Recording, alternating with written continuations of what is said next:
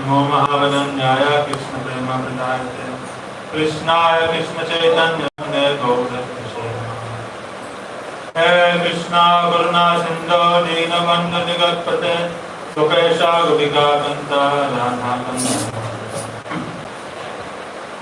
तप्त कंचन गौरंगी राधे वृंदावनेश्वरी वृषभानुस्ते देवी नमामि भक्त्या विहीना अपराध लक्षय क्षिप्ताश्च कामारितारं मध्ये कृपामयि त्वं शरणं प्रपन्ना वृन्दे नमस्ते भजामि राधामरविन्दनतं स्मरामि वदामि राधां करुणावरद्रां ततो मन्यस्ते गते श्री कृष्ण चैतन्य प्रभु नित्यानंद श्री अद्वैत गदाधर शिवासादि हरे कृष्ण कृष्ण कृष्ण हरे हरे हरे राम राम राम हरे First of all, I remind us that Pranam Tadmata and Tulsi Rishi Paramarajam Guru Paramatma from Vishnu Parasvatra Sriman Bhaktivedanta Narayan Goswami Maharaj. Second, I remind us that Pranam Tadmata and Tulsi from Sri Rupananda Guru Bhakta. I remind us that Pranam Goswami Vaishnava Vaishnava. Continuing reading from Bhagavad-gita, chapter 7, verse 9.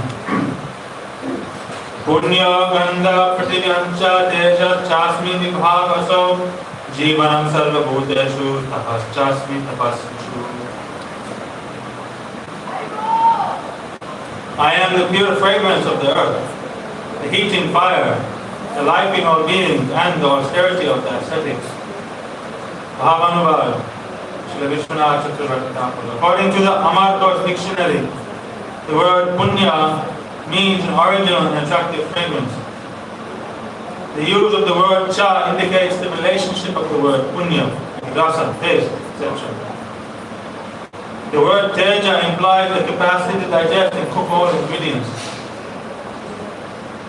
It also means to eliminate and to protect from cold and so on. This capacity is the essence. Jivana means essence in the form of life, and tapa means to tolerate duality.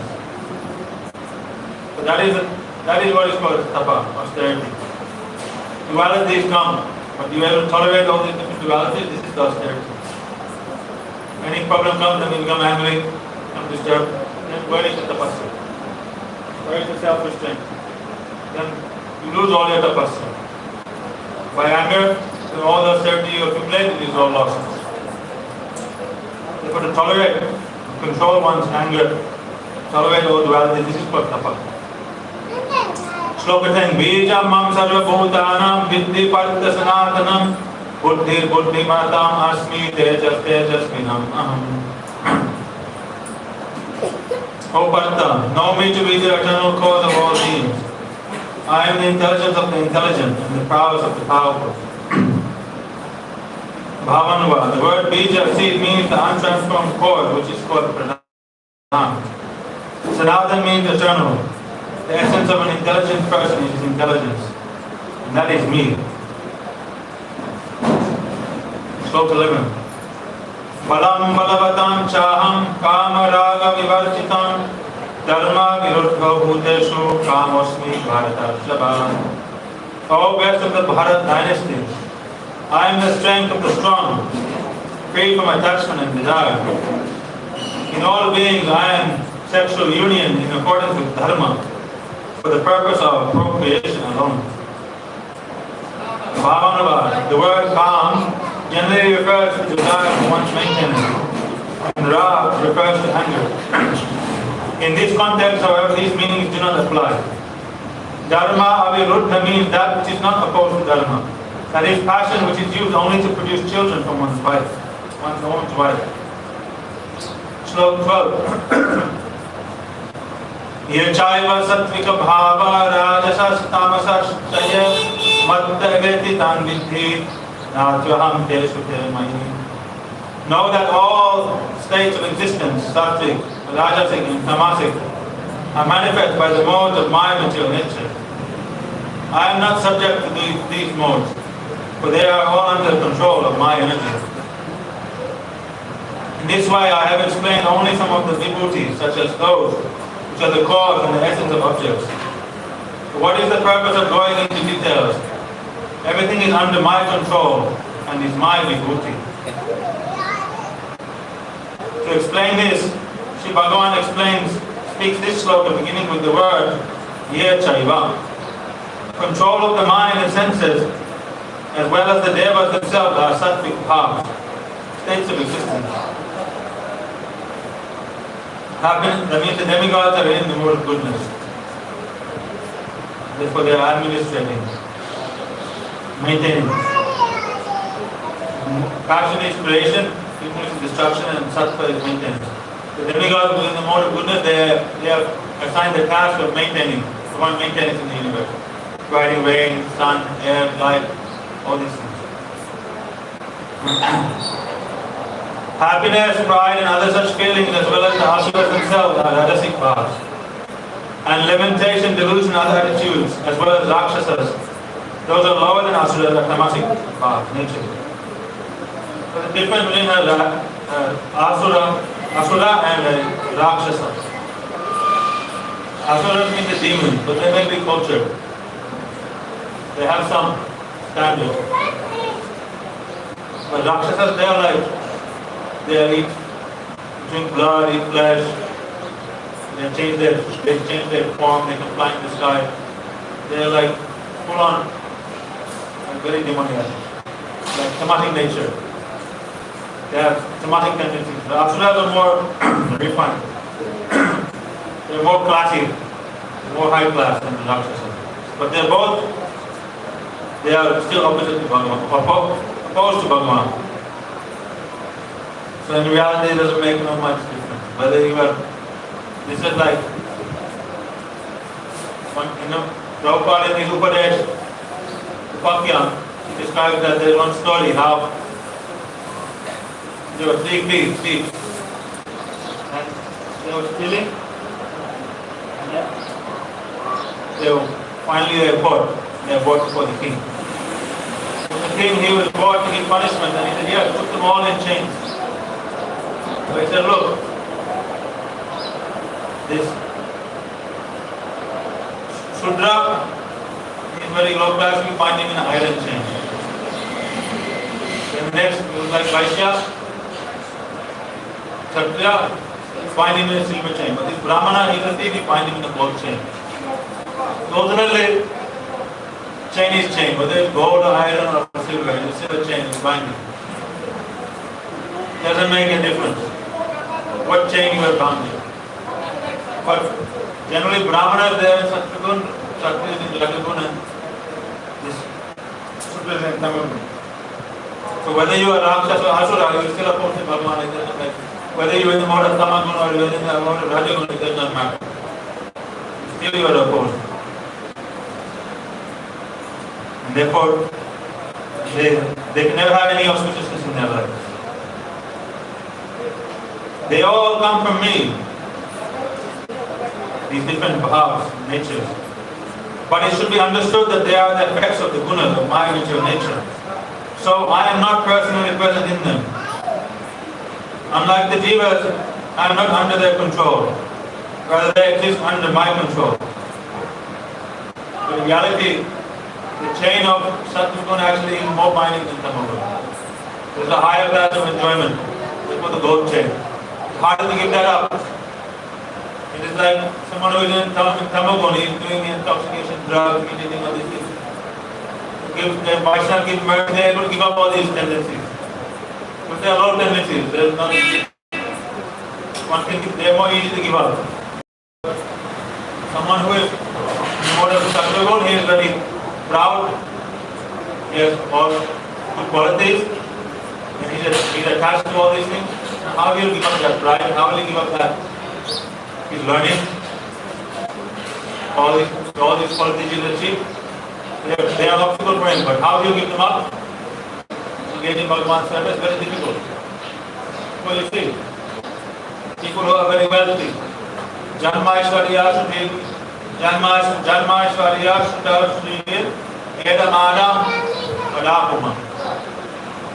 Kunti Devi is prayed, oh my Lord, these things, Janma, Aishwarya, Sutta, learning, Sri, beauty, these things, great pride in one's heart.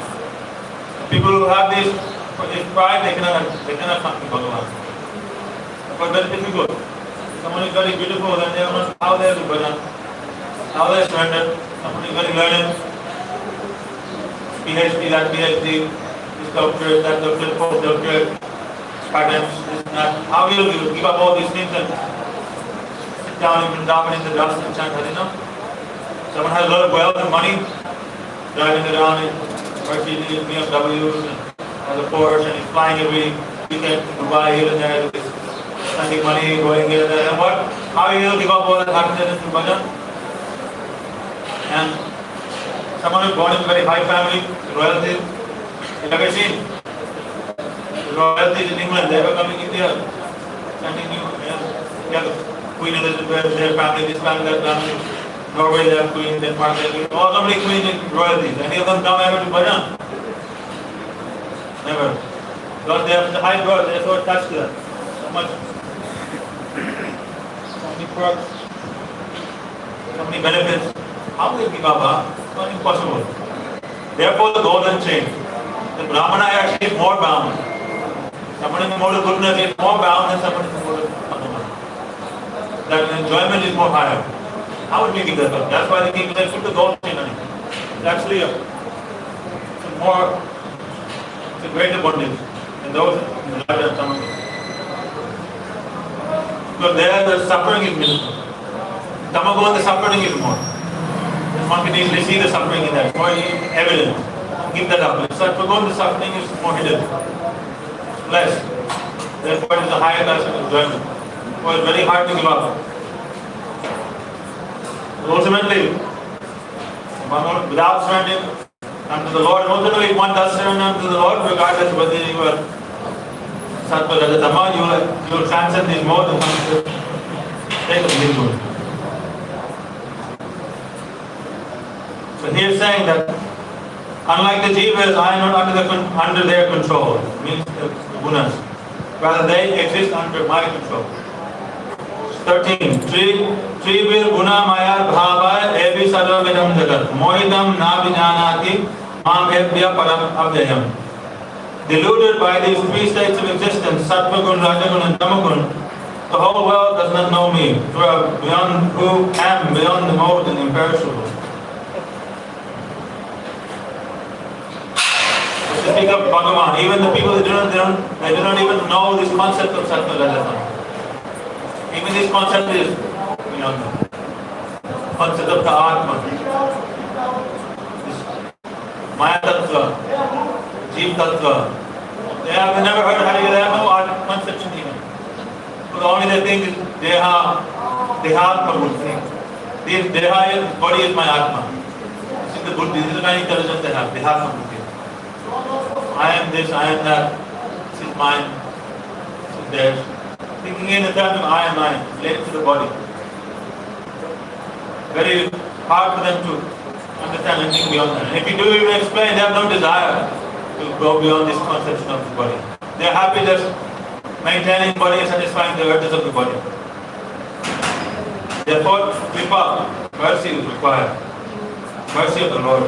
And the great Vaishnava, great Bhakta, he gives some mercy, then this Dehatma would be, this conception is to be broken. One can snap out of it. One can awaken from this illusion. Even for that, some purva samskar will be very helpful. Vaishnavas are expert, even if you have nothing, they can still deliver you. But still, it's like trying to light fire with a wet wood and a dry wood. You go bring wet wood from the store, and then you put it in the chula, the fire pit, you try to light it, only smoke coming. Why is wet? So much water. It doesn't catch fire. Very hard. When you get dry wood, little contact with fire, fire comes out. There's no moisture in it, there's no water. With wet wood first the moisture has to come out. Then it burns nicely. And then it's hard for all the moisture to come out properly. So someone without samskar is like wet wood. The Guru Vaishnava want to instruct and help them. They are unable to grasp. They are unable to receive. They simply cannot understand. They simply have no desire also. Hard work. Very hard to deliver such people. Someone with really a samskar, good, nice bhakti samskar, they don't get a contact with Guru Vaishnava, they do Harikatha, they do Mahaprasad and all.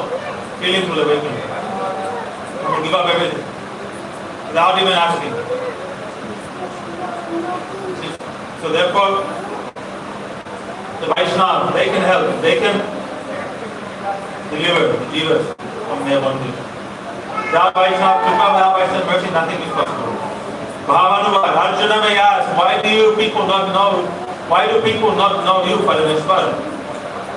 In response, Krishna speaks this sloka beginning with the word Srivihi. The devas of this world are bewildered because they are controlled by the acquired nature. It is composed of the activities of the three gunas. This consists of control of the mind, control of the senses, happiness, lamentation, attachment, and envy. But I am beyond the gunas, free from any perverted transformation. That is why they cannot understand me. Someone who only knows the modes of pure nature, how will he understand me? It is impossible.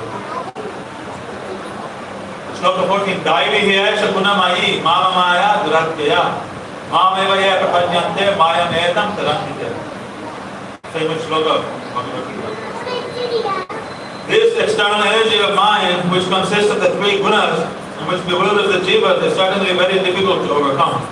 But those who take exclusive shelter of me can easily transcend this maya. Saying Daivi, divine. My maya is actually divine. It's my Daivi Shakti, divine potency.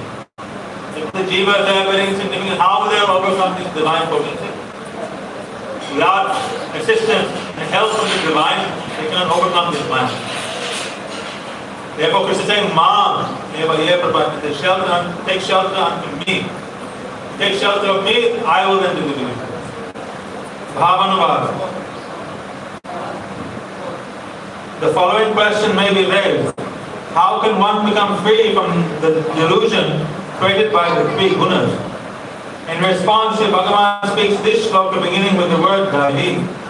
This Maya is called Daivi because it deludes the devas, the jivas, who are divine by nature, but who are absorbed in the sporting pleasures of sense enjoyment.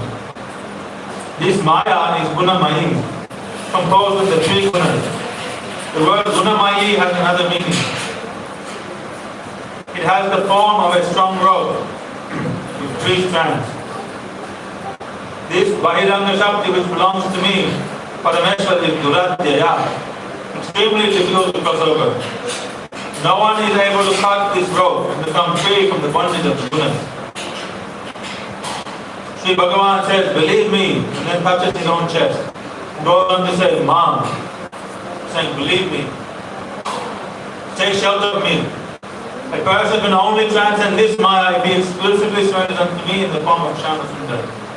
Elsewhere in the Bhagavad, it said that people who try to cross over this ocean of material existence by taking shelter of the processes of karma, jnana, yoga, tapa, etc. It's like hanging onto the tail of a dog and trying to swim across the ocean. What will happen if you hang onto a dog's tail? If you go in the water, what will happen? You will sink, both of you. The dog does not have the strength to carry you. You ever seen dogs swimming? Or dog paddle. They swim like this. Even if you go in water, you can swim like that, very easy. It's the first time they're swimming. But it's very slow. And it's very energy consuming. It consumes a lot of energy. It's very impractical. So imagine one dog is swimming like this, and you hold on to his tail. Then what will happen? He will not go far and you will both sink. So karma, jnana, yoga, tapasya, dhyan, jyotish, this, that, all these dhan, punya, all these different processes, these are all going to lead you to the bottom of the ocean. You're never going to cross it. But bhakti is like what? It's like if you do bhakti yoga, then that ocean becomes like the water in the footprint of a calf. If a calf steps in the earth, it leaves his footprint. maybe what, a half inch deep, 1 inch deep, put some water in that. Now stand in front of that footprint and step over it. That is how easy it is to cross over this also spiritual distance by taking shelter of Bhakti, taking shelter of Harinam. The impossible becomes possible. Krishna therefore is saying, Ma eva eva bhakti. There, take shelter of me. Prakashika vritti, para, spiritual and apara material are Bhagavan's two types of Shaktis. The spiritual internal energy is called Antaranga, Chit Shakti. And the material external energy is called Bahiranga, Chit, Achit, Apara, or Maya Shakti. So they are synonyms for Antaranga Shakti. Antaranga Shakti means the internal energy, also known as Chit Shakti, also known as Para Shakti, Sarup Shakti, Eka Shakti, Daivi Shakti. These are all referring to Chit Shakti. Then we have Bahiranga, that is Achit, Apara, Maya. These are all referring to the external energy. Then you have the Jiva, that is Tatastha, also known as the Aisi Shakti or the Jeev Shakti. The three kinds of, so these are different names, synonymous for the one Shakti. In the Upanishads it is also said, Mayan tu Prakritim Vidyan, Mayan tu Maheshwaram. Maya should be understood as Apara Shakti. And the person, Purush, who is the shelter of Maya, should be understood to be the Maheshwar, the supreme controller. This is Svetashvatara Upanishad. Svetashvatara Upanishad 410. This is also confirmed in Srimad Bhagavatam 8.530. Nayasya kaschatiti thati mayam yaya jano mukhyati vedanartam. The Jiva is bewildered by Maya Shakti. Therefore, he is unable to understand the nature of the self. This insurmountable Maya of Bhagavan cannot be overcome by anyone without his mercy. One might question that if Maya Shakti is the cause of the Jiva's bondage, can one become free from this bondage by pleasing his Maya Shakti? What is the question? If Maya is binding us, it's like the jailer. Durga Devi is like the jailer of this jail. This samsara Jiva is like a prison. She is the jailer. She has the keys, control. So here the question raised that if we please the jailer, like Sanatana Goswami, when he was after Hussain Shah threw him in jail because he refused to be acted as Prime Minister anymore. But after Rupa Goswami and Sanatana Goswami met Mahatma Ram Keligram, that time they were the treasurer and the secretary of the state. Also Prime Minister. Secretary, Prime Minister, same thing. So that time they became detached and they began making plans to leave everything and do bhajan and serve Mahaprabhu. That time Rupa Goswami managed to arrange everything, he left. When Sanatana Goswami wanted to leave, then he stopped coming to work. He was like 1 month away. And the king sent physician and sent people to find out what is wrong. Then finally he said, I cannot do any more work. Then he said, no, I need you. I am going to invade this Kalinga Desh. It is Odisha, Jagannath there. I want to invade Odisha. I need you to mastermind my campaign. He said, no. Then he said, you won't? Disobeying me, denying me. I throw you in jail. He became angry and threw him in jail. So you can imagine managing a kingdom, how much difficulty. Imagine you were going to invade another country. How much logistics, how much headache, how much tension. We have a brilliant brain, brilliant mind for that. Sanatana Goswami, if he wanted, he could easily. He was so intelligent. But he denied. He was thrown in jail. Then what happened is Sanatana Goswami, he was drinking bhajan there in the jail and he was praying. Then he received a letter from Rupa Goswami. Come, I am now in Vrindavan. He said, yeah, I am in Vrindavan, I am going to Vrindavan. Somehow another make some arrangement. Maybe he sent some money also, I guess. Then Sanatana Goswami told the jailer, oh, I am your brother, you are my brother, then I have so much money. I'll give you this money, you let me out. And then I have to throw myself in the river, and you just stay there, head down. You convinced him somehow, he spoke very sweetly and offered this bribe, but the jailer was like, he took him out so he could pass water, then he left. That time it said that when Sanatana was leaving, I forget it was this instance or that, I think it was that, he went to the Ganga, back of the Ganga. He was thinking how I could cross the Ganga, very big Ganga. Prabhupada in his Gaudi Bharshi written this thing, very astonishing thing.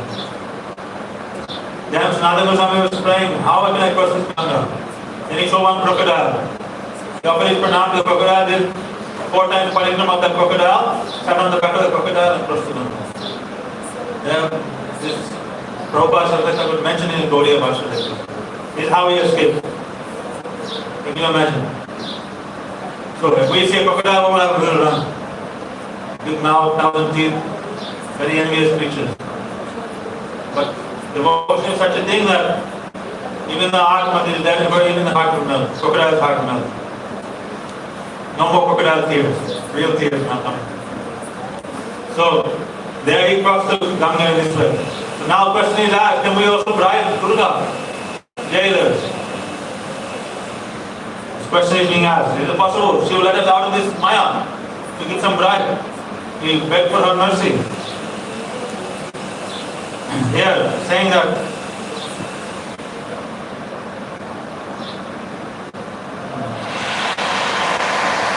now what is the need to take shelter of Hari Guru and Vaishnava?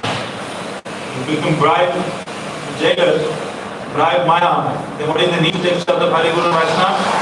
In this present sloka, Bhagavan responds to this using the words Mama Maya. He says, this Maya is not independent, rather it is under my control. So it has no independence to liberate anyone from the material world. The jailer, Hussain Shah's jailer, even though he was under Hussain Shah's control, but he was not fully under his control. He also did paying him salary. Therefore he is working for him. Then when Sanatana Goswami matched that salary plus more, higher bidder, then he went that way. Now this is the nature of the jiva. Where they have benefit, they are going that way. But Maya Shakti is not getting some salary and pay and some bribe from Bhagavan. Directly his own energy. He is in full control of his energy. To such an extent that even Mahavishnu, when he is sleeping, even the sweat that comes from his skin pores, in the form of his brahmandas, he is fully in control of that sweat. He pulls those brahmandas back into his body. When we sweat, that sweat leaves our body and has no more connection with us. We have no control over our sweat. It becomes separated from us forever. And it's just water with some salt and whatever you want to do. Bad smell and things in it. No value at all. But Bhagavan, when he sweats, the sweat leaves his body, but he's in full control of that sweat. Why? It comes from his energy. He pulls that sweat back into his body. Mahavishnu's sweat is not smelling bad. Bhagavan's body is always fragrant. Therefore, Bhagavan Krishna is saying, I am the fragrance in this earth. Any good fragrance you see in this world is Bhagavan. Therefore, Bhagavan is in full control of his Shakti, is in full control of his Maya. You cannot bribe Maya. You cannot take a shortcut and escape this Maya without Bhagavan's mercy. This is what he means by the statement Maya Vaya Prapanjante. That no independence, so she has no independence to liberate anyone from the material world. Only by me. Only a person who surrenders to me can cross over this insurmountable Maya of mine. Others cannot. This is also confirmed in Srimad Bhagavatam. If I said that Bhaja Hore Mana Sri Nandana Abhaya Charanara Bindara. The brother of Govinda Das, Govinda Kaviraj, is a great worshipper of Shakta. He is a great Shakta, a great worshipper of Durga Devi. He was did so much bhajan, worship of Kali Durga, that he knew no one else. Staunch faith in her. One day he got sick and he was leaving his body. So deathly sick. He thought, I am about to leave. He prayed very fervently to Durga, please save me, please save me. Durga Devi said, she came to his bhakta. What do you want? How can I help you? Give me liberation. I'm suffering so much, I'm burning, my body is now in this condition. Please liberate me from this material world. He said, no. Mukti dadati iti mukunda. I am only a servant. I have no independence to give liberation to anyone. Only my Prabhu, Mukunda. He is the giver of liberation. You will have to pray to him. I am helpless in this world. Then he thought, if she cannot help me, then why am I worshipping her? Then he took shelter of his brother, Govinda Kaviraj. No, his brother, his Govinda Kaviraj. His brother was anyhow, he was a great Vaishnava, and then he received instructions, and then he began worshipping Bhagavan. Then he wrote this song, Bhajahure Mana Shinandana Abhaya Chandana. My mind worship Shinandana. He is the one who grants fearlessness. No one else. Bhajahure Mana Shinandana Abhaya Chandana.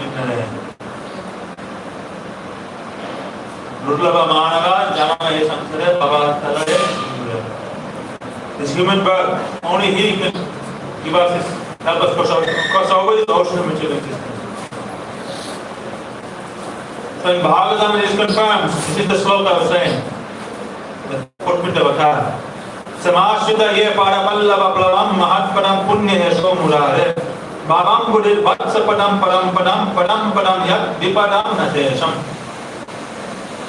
When a person takes shelter of the boat of the lotus feet of Sri Krishna, who is supremely famous and is the shelter of great personalities such as Shiva and Brahma, this ocean of the material world becomes just like the water contained in the hoofprint of a cat. His supreme destination is then Vaikuntha, which is free from all types of misery. So, by taking shelter of Bhagavan, then one easily crosses over this ocean of material. So 15. Namam dushmitna mudha prabhajante naradamaha maya aprityaha jnana asam bhavamachita. In the 7th chapter, actually many famous slokas. Here another famous sloka. Krishna is describing here 4 kinds of people who do not take shelter of him. Then after this, he will describe 4 kinds of people who do take shelter of him. Everything in sequence is explaining. Those miscreants and fools who are devoid of discrimination, who are the lowest among human beings, whose knowledge has been completely stolen by Maya, and who have an asuric nature, do not surrender unto me. Here, Dushpita, the Muda, Naradama, and the Maya Apratyaha Jnana. 4 kinds of people. They all have one thing in common, Asram Bhavamashita. They have taken shelter of this asuric power. Like a mania, atheistic. If the question is raised, if the question is raised, why then do the Pandits not take shelter of you? Sri Bhagavan replied, those who are genuine Pandits do take exclusive shelter of me.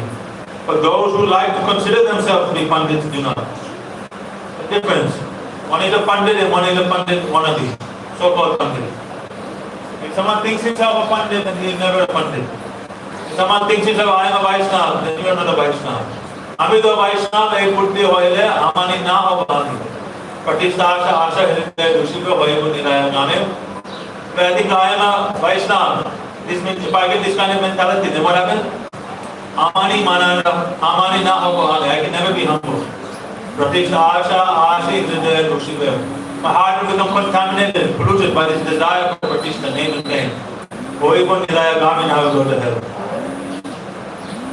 Someone thinks I am Guru, then he is not Guru, he is Guru. It's like cow, animal. Someone who thinks himself something, they are nothing. And those who think themselves nothing, they are humble, they actually are great, they are something. Those who have real greatness, they always remain humble, and their greatness speaks for themselves. They don't need to speak on their own behalf. Their actions speak for themselves. Like a tree has many fruit on its branches, the branches are always hanging low, heavy with the weight. Someone always has humility, has prema and love in his heart. Greatness, and always his head will be low. It's that greatness. He will always realize his insignificance. You can see, those who have pride, very proud, then what happens? Then that pride always catches up to them. Those who take shelter of Bhagavan, very humble, then they achieve greatness. You see, it happens always in sports and other things. People are always proud, and it doesn't last long. They always fall. Pride always supersedes the fall. If you want to know if someone is going to fall down, then you just see how much proud they are. They're very proud, and they'll soon fall down from it. For sure. It's a symptom. It's like before it rains and the black clouds will come in the sky. No. Soon the rain will come. If someone is very, very proud, fall down must be coming soon. So, this is those who think themselves pandits, I am learned. They are not learned at all. The opposite. Because they have let their learning, their so-called learning become pride. So they have not seek the true fruit of learning. Vidya vinayam, vidya dadati vinayam. Real knowledge means humility. Shri Bhagavan is speaking this sloka, beginning with the word namam, to explain this. The word duskritinam refers to those who are wicked, though they may have some piety. They're doing piety why? Just for their own benefit, but they have a wicked nature. Always keeping themselves in the center. Always, whatever is good for themselves, they'll do that. If necessary to harm anyone else, even they may even do that. There's no guarantee. Whatever is with hook or crook, any means to be happy. And some may appear to be pandits, but are actually kupandits, pseudo pandits. There are 4 types. So these so-called people who are great, so-called pandits, there are 4 kinds. Muda, 1. A furtive worker, a karmi, who is no better than an animal. Srimad Bhagavatam 3rd canto describes, just as a stool-eating hog rejects sweet rice and enjoys stool, those cheated by destiny who give up the nectar of hearing Harikatha and engage in hearing other useless talks are most unfortunate. Who but an animal would not perform seva, would not like to perform seva to Sri Mukunda? The Vishnu Chakravarti Thakur is now breaking down. Like a pig, you won't eat the sweet rice and eat the stool. So people who engage in karma but give up bhakti, they are like that. Then Naradhama, Maya, Ahritah, Jnana and Asram Bhavana Sutta. So these are 4 kinds of dushmitas. This will here continue tomorrow. Hearing about these 4 kinds of people. Gaur Pramananda Hari Hari Deva Jai Guru Pada Padma Ki Jai Guru Parampara Ki Jai Sachinanda Gaur Hari Vijay Saparsada Gaur Hari Vijay Vrindavan Dham Ki Jai Hari Ram Sankirtan Ki Jai Srimad Bhagavad-gita Ki Jai Vishnu Chakravarti Thakur Par Ki Jai Nanda Gaudi Vaishnava Ki Jai Samagata Bhakti Vinaya Ki Jai Chandan Yakta Ki Jai Vrindavan Dham Ki Jai Gaur Pramananda Hari Hari Gaur